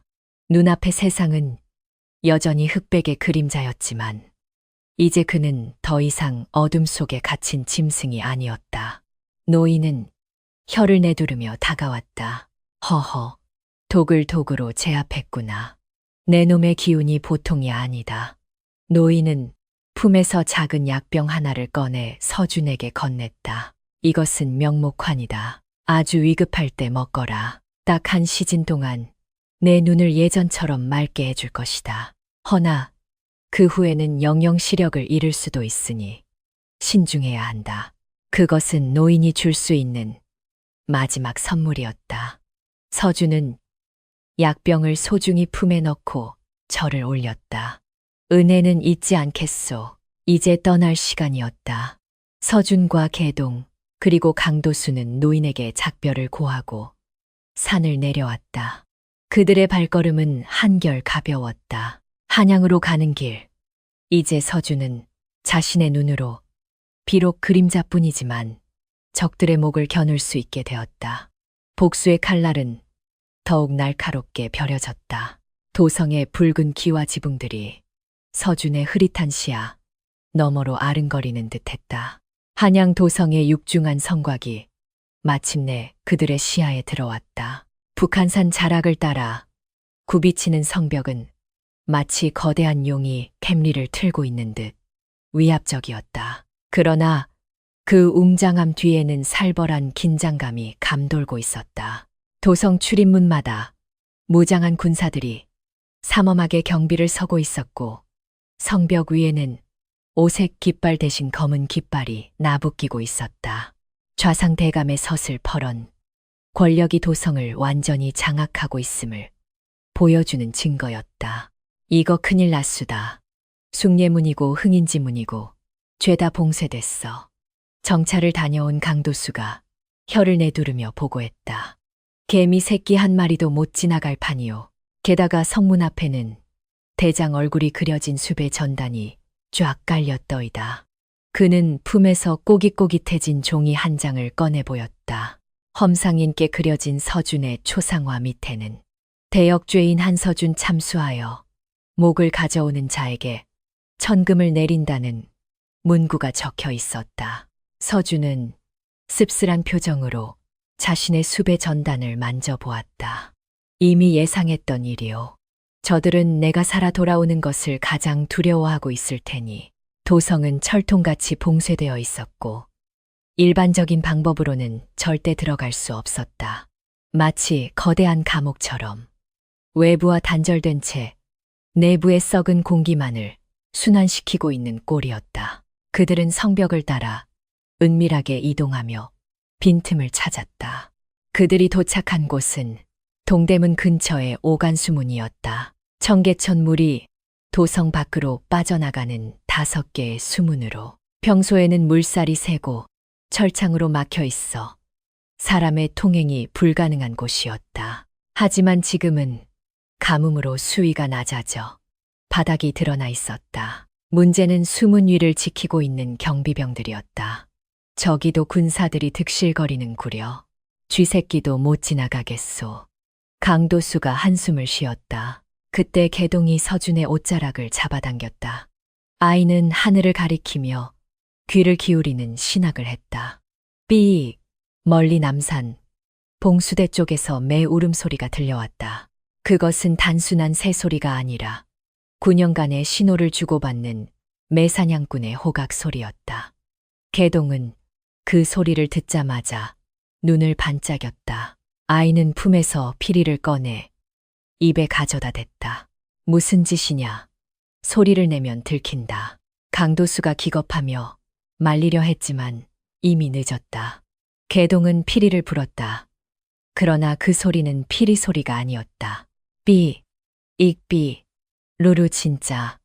매가 우는 듯한 날카롭고 위협적인 소리였다. 그것도 그냥 매 소리가 아니라 방금 전 봉수대에서 들려온 긴급 집결, 신호와 토시 하나 틀리지 않은 완벽한 모사였다. 수문 위를 지키던 경비병들이 술렁거리기 시작했다. 방금 들었나? 남산 쪽에서 집결 신호가 떨어졌다. 아니 이쪽 방향인데 전령매가 이리로 날아온 것 아니냐. 병사들은 당황하여 우왕좌왕했다. 그들이 하늘을 두리번거리며 신호의 진원지를 찾는 사이 서준은 기회를 놓치지 않았다. 지금이다 뛰어라. 세 사람은 수문 아래의 그늘진 사각지대로 잽싸게 몸을 던졌다. 병사들의 시선이 하늘에 팔려있는 틈을 타 그들은 쇠창살이 박힌 수로 입구까지 기어가는 데 성공했다. 썩은 물 냄새와 오물 냄새가 코를 찔렀지만 그런 것을 따질 계제가 아니었다. 강도수가 쇠창살 하나를 잡고 온 힘을 다해 비틀었다. 으라차차 녹슨 쇠창살이 끼익 소리를 내며 사람이 겨우 통과할 만큼 벌어졌다. 그들은 좁은 틈으로 몸을 구겨 넣었다. 수로 안은 칠흑 같은 어둠이었다. 바닥은 미끄러운 이끼와 오물로 뒤덮여 있어 한 발짝 떼기도 힘들었다. 냄새에 한번 지독하네. 여기서 죽으면 시체도 못 찾겠수다. 강도수가 코를 막으며 투덜거렸다. 빛이 전혀 들어오지 않는 이곳에서는 눈뜬 강도수조차 장님이나 다름없었다. 하지만 서준은 달랐다. 내 뒤를 따르시오. 서준이 앞장섰다. 약산에서 치료받은 후 생긴 심한 덕분이었다. 어둠 속에서도 공기의 흐름과 미세한 빛의 농담이 그림자처럼 보였다.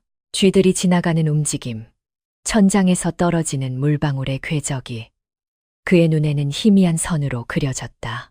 서준은 마치 제 집 안방을 드나들듯 익숙하게 어둠 속을 헤쳐나갔다.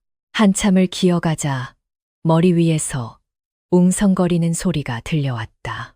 청계천 다리 위를 지나가는 사람들의 발소리였다.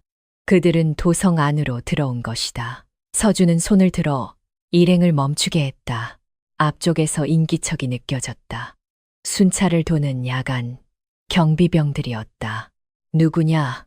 횃불을 든 병사가 수로 안쪽을 비추려는 순간 개동이 바닥에 있는 돌멩이를 던져 횃불을 맞췄다. 탁 횃불이 물에 빠져 꺼지자 병사들은 당황했다. 그 틈을 타 서준이 그림자처럼 튀어나갔다. 퍼걱 단 2번의 타격음과 함께 병사들이 기절해 쓰러졌다. 서준의 움직임에는 망설임이 없었다. 어둠은 이제 그의 편이었다. 강도수는 혀를 내두르며 쓰러진 병사들을 구석으로 치웠다. 대장 눈 고치더니 사람이 아주 날아다니는구려. 그들은 수로 끝에 있는 낡은 사다리를 타고 위로 올라왔다. 맨홀 뚜껑을 조심스럽게 열자 익숙한 한양의 밤거리가 눈에 들어왔다. 통금 시간이 지나 거리는 한산했다. 멀리 경복궁의 거대한 지붕이 달빛을 받아 검게 빛나고 있었다. 드디어 호랑이 굴 안으로 들어온 것이다. 서준은 깊은 숨을 들이마셨다. 차가운 밤 공기 속에 섞인 피비린내가 느껴지는 듯했다.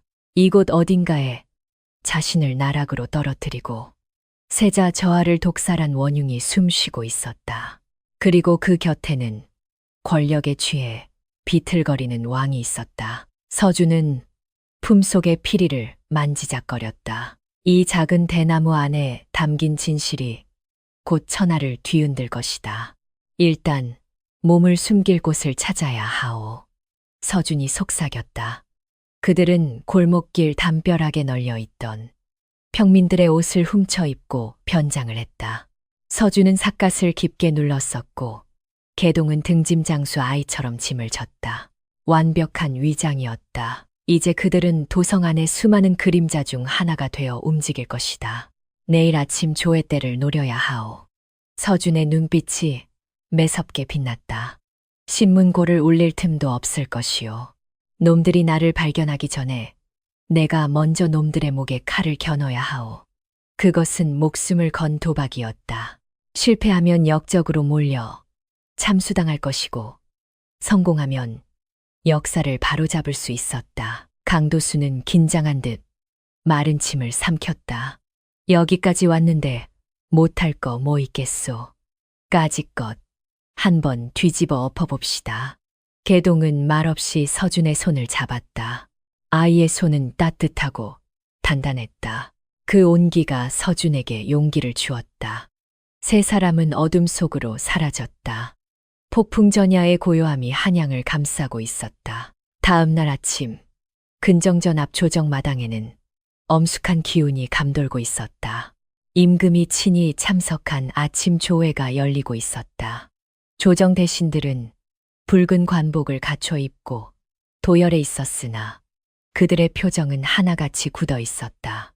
상석에 앉은 임금의 용안은 수척했고 그 옆에는 좌상대감이 오만하게 서서 국정을 보고하고 있었다. 전하 북방의 오랑캐들이 국경을 넘보고 있사오니 군비를 증강하여 국방을 튼튼히 해야 할 것이옵니다. 좌상은 마치 자신이 왕인 양 거들먹거렸다. 임금은 힘없는 목소리로 고개를 끄덕일 뿐이었다. 세자 저하가 의문의 죽음을 당한 후 조정은 완전히 좌상 일파에게 장악된 상태였다. 충신들은 모두 숙청되거나 유배를 갖고 남은 자들은 권력의 눈치를 보느라 바빴다. 좌상은 회심의 미소를 지으며 다음 안건으로 넘어가려 했다. 바로 그때였다. 멈추시오. 그 입 다물지 못할까. 벼락 같은 고함 소리가 근정전의 정막을 깼다. 모든 대신들의 시선이 일제히 소리 나는 쪽으로 쏠렸다. 근정문이 활짝 열리며 피투성이가 된 산에 두 명이 뛰어들어왔다. 한서준과 강도수였다. 그들은 앞을 가로막는 금군들을 맨손으로 제압하며 단상 앞으로 성큼성큼 걸어 나왔다. 서준의 낡은 옷자락은 피와 먼지로 뒤범벅이 되어 있었지만 그 기백만은 맹수와 같았다. 내 놈은 좌상 대감의 눈이 휘둥그레졌다. 죽은 줄 알았던 한서준이, 그것도 눈이 멀어 폐인이 되었다던 놈이 살아서 제 발로 걸어 들어온 것이다. 조정은 순식간에 아수라장이 되었다. 역적이다. 역적 한서준이 나타났다. 대신들은 비명을 지르며 뒷걸음질 쳤고 호위무사들이 임금을 애워쌌다. 창검 수십 자루가 서준의 목을 겨누었다. 서준은 창끝을 아랑곳하지 않고 임금을 향해 무릎을 꿇었다. 전하 소신 한서준, 죽기를 각오하고 전하를 뵙고자 왔나이다. 그의 목소리는 쩌렁쩌렁하게 울려 퍼졌다. 임금은 떨리는 눈으로 서준을 바라보았다. 서준, 네가 정말 서준이냐 죽었다고 들었는데 어찌? 임금의 목소리에는 반가움과 두려움이 교차하고 있었다. 좌상이 다급하게 소리쳤다. 전하 저놈은 역적입니다. 세자 저하를 독살하고 도망친 흉악무도한 놈이오니 당장 목을 베어야 합니다. 여봐라. 무엇들 하느냐. 저놈을 당장 쳐 죽여라. 좌상의 명령에 금군들이 서준을 향해 달려들었다. 강도수가 칼을 빼들고 서준 앞을 막아섰다. 누구든 대장 털끝 하나 건드리면 내 칼이 가만히 있지 않을 것이다. 잠깐 임금의 명이 떨어졌다. 금군들이 주춤하며 물러섰다. 임금은 자리에서 일어나 서준을 내려다보았다. 과인은 내가 할 말이 있어 온 것이라 믿고 싶다. 말해보라. 네가 범인이 아니라면 도대체 누가 세자를 죽였단 말이냐. 서준은 고개를 들어 정확히 좌상 쪽을 응시했다. 비록 흐릿한 그림자뿐이었지만 놈의 사악한 기운은 똑똑히 느낄 수 있었다. 범인은 바로 이 자리에 있사옵니다. 서준의 손가락이 좌상을 가리켰다. 좌상 대감이 세자 저하께 독을 썼고 그 죄를 저에게 뒤집어 씌운 것입니다. 좌상은 얼굴이 불그락부르락해져서 펄펄 뛰었다. 이 미친놈이 감히 어디라고 함부로 주둥이를 놀리느냐. 증거가 있느냐. 증거도 없이 모함하는 것은 대역죄다. 서준은 비릿한 미소를 지었다. 증거를 원하신다면 보여드리지요. 아니, 들려드리겠습니다. 그가 손을 들어 지붕 위를 가리켰다. 모든 사람들의 시선이 근정전 지붕을 향했다. 그곳 용마루 끝에 작은 아이 하나가 위태롭게 서 있었다. 개동이었다. 바람에 나부끼는 아이의 옷자락은 마치 깃발처럼 보였다. 아이는 손에 쥔 피리를 천천히 입술에 가져다 댔다. 삐, 이, 가, 기. 피리 소리가 울려 퍼졌다. 그것은 평범한 음악이 아니었다. 듣는 사람의 등골을 오싹하게 만드는 기괴하고 고통스러운 소리였다. 마치 숨이 넘어가는 사람의 거친 숨소리 같기도 했고 쇠를 긁는 소리 같기도 했다. 크, 컥. 그 소리는 점차 빨라지더니 마지막에는 숨이 툭 끊어지는 단말마의 비명으로 끝났다. 조정마당은 찬물을 끼얹은 듯 조용해졌다. 임금의 얼굴이 백지장처럼 하얗게 질렸다. 이 소리는 임금은 비틀거리며 옥좌를 잡았다. 그것은 세자 저하가 독을 마시고 숨을 거두기 직전에 냈던 끔찍한 고통의 신음소리와 너무나도 똑같았다. 그 자리에 있었던 사람이라면 누구도 잊을 수 없는 악몽 같은 소리였다. 좌상의 얼굴 또한 사색이 되었다. 그는 귀를 막으며 비명을 질렀다. 그만둬라. 저놈이 요술을 부린다. 그 역시 그 소리를 기억하고 있었다.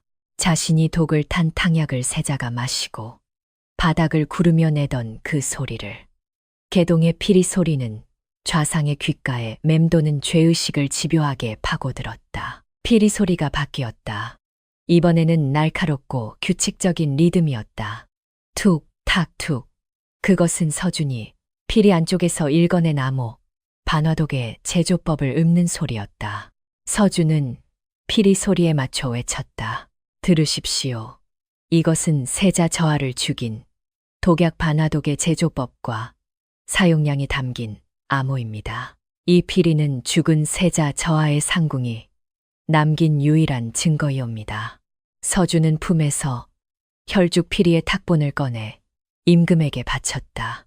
이 아이의 피리 안쪽에 범인이 남긴 흔적이 고스란히 남아 있습니다. 반화독은 오직 내의원 제조와 좌상 대감만이 다룰 수 있는 금지된 독약. 이것보다 더 확실한 증거가 어디 있겠사옵니까? 임금은 떨리는 손으로 탁본을 받아들었다. 이럴 수가. 임금은 충격에 휩싸여 좌상을 노려보았다. 모든 퍼즐이 맞춰졌다.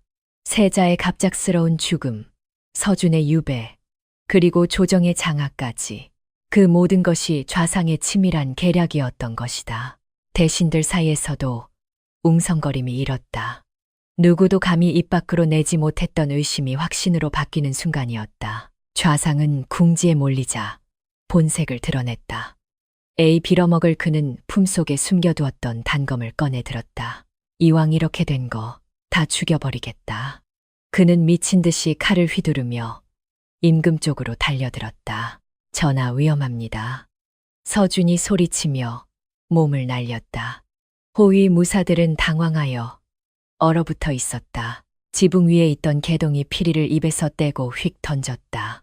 피리는 정확한 포물선을 그리며 나라와 좌상의 손등을 강타했다. 좌상이 칼을 떨어뜨렸다. 그 틈을 타 서준이 좌상의 멱살을 잡고 바닥에 내동댕이 쳤다. 쿵 둔탁한 소리와 함께 천하를 호령하던 권력자가 먼지 구덩이에 처박혔다. 강도수가 달려와 좌상의 팔을 뒤로 꺾어 제압했다. 내 이놈 감히 용안 앞에서 칼을 뽑다니 내 놈 목숨이 10개라도 모자랄 것이다. 금군들이 우르르 몰려와 좌상을 포박했다. 상황은 종료되었다. 서준은 거친 숨을 몰아쉬며 임금 앞에 무릎을 꿇었다.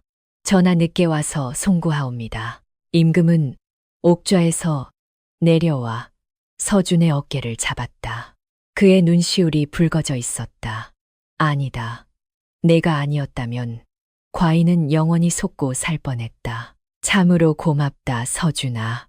임금의 따뜻한 말 한마디에 서준의 눈에서도 뜨거운 눈물이 흘러내렸다. 억울했던 지난날의 서름이 눈 녹듯 사라지는 순간이었다. 지붕 위에서 개동이 이 광경을 내려다보고 있었다. 아이는 씩 웃으며 손가락으로 VV자를 그려 보였다. 서준은 흐릿한 시야로 아이의 실루엣을 보며 미소 지었다. 바람이 멈추고 구름 사이로 찬란한 햇살이 비쳐 내려왔다. 한양의 아침이 다시 밝아오고 있었다. 하지만 아직 끝난 것이 아니었다. 썩은 뿌리를 완전히 뽑아내기 위해서는 마지막 결단이 필요했다. 좌상 대감이 금군들에게 끌려나가면서 내지르는 비명소리가 근정전을 뒤흔들었다. 두고 보자. 내가 없으면 이 나라의 기강은 무너질 것이다. 내 놈들 모두 후회하게 될 게야. 그의 저주는 처절했으나 이미 기울어진 대세를 되돌릴 수는 없었다. 서준은 차가운 표정으로 끌려가는 좌상의 뒷모습을 그림자로 쫓았다. 나라의 기강은 독약이 아니라 충심으로 세우는 것이다. 그의 나직한 일갈에 조정 대신들은 고개를 들지 못했다. 소란이 가라앉자 근정전에는 무거운 침묵만이 흘렀다. 임금은 옥좌에서 내려와 서준의 두 손을 맞잡았다. 임금의 손은 가늘게 떨리고 있었다. 과인이 어리석어 충신을 알아보지 못하고 간신에게 놀아나 그대를 사지로 내몰았구나. 내 죄가 크다. 임금의 진심 어린 사과에 서준은 목이 메었다. 지난날의 모진 고문과 유배 생활의 고통이 주마등처럼 스쳐 지나갔다. 전하 소신은 그저 무인의 도리를 다했을 뿐이옵니다. 이제라도 진실이 밝혀졌으니 더 바랄 것이 없사옵니다. 서준은 엎드려 오열했다. 그의 눈에서는 더 이상 피눈물이 흐르지 않았다. 대신 맑고 뜨거운 눈물이 볼을 타고 흘러내렸다. 그것은 억울함과 원한을 씻어내는 정화의 눈물이었다. 임금은 직접 서준의 눈물을 닦아주며 위로했다. 그때 옆에서 쭈뼛거리고 있던 강도수가 눈에 들어왔다.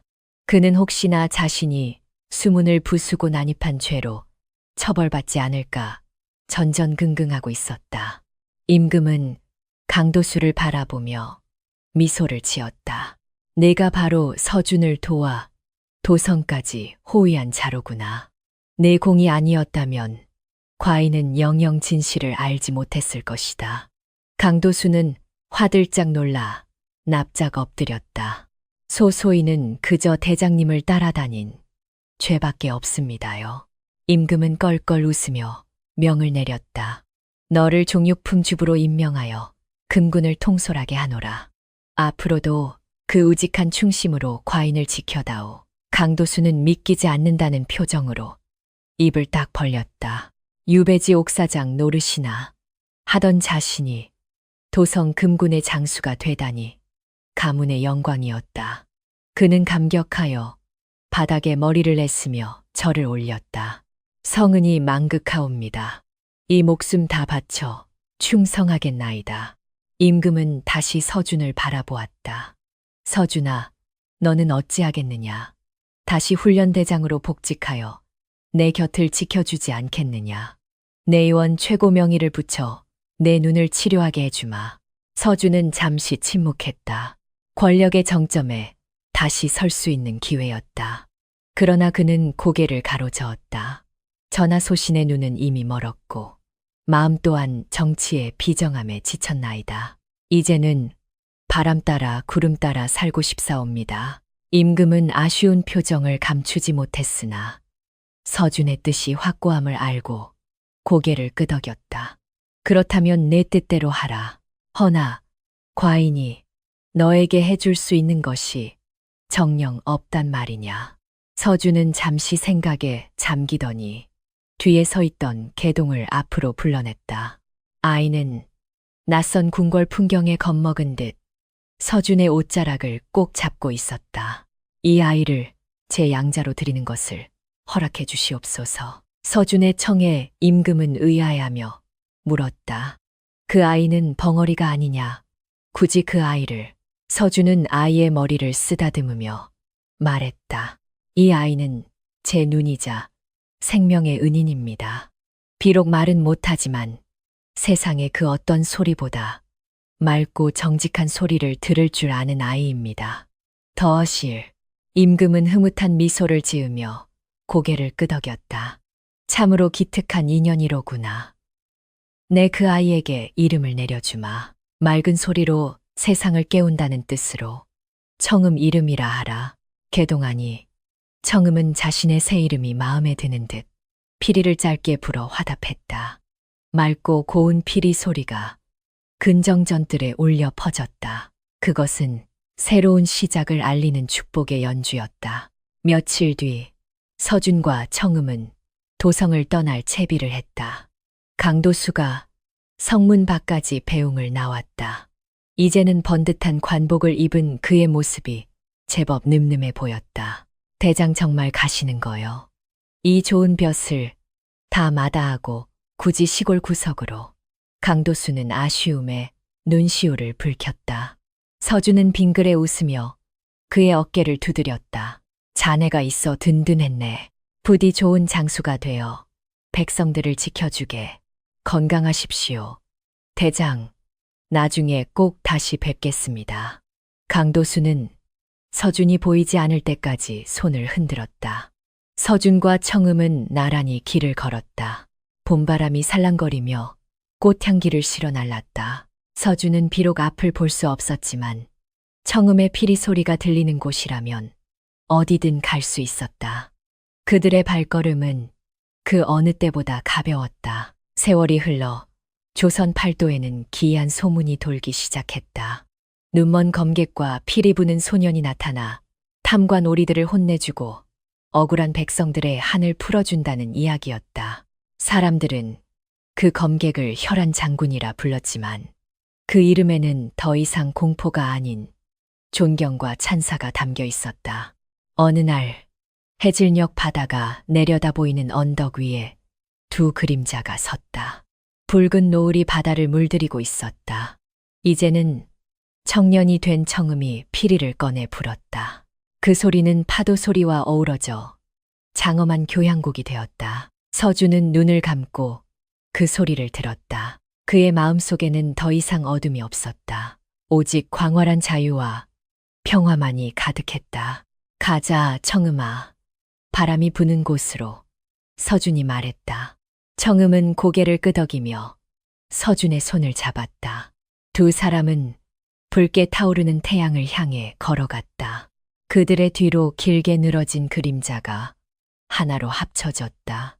역사에 기록되지 않은, 그러나 백성들의 가슴 속에 영원히 기억될 전설은 그렇게 계속되었다.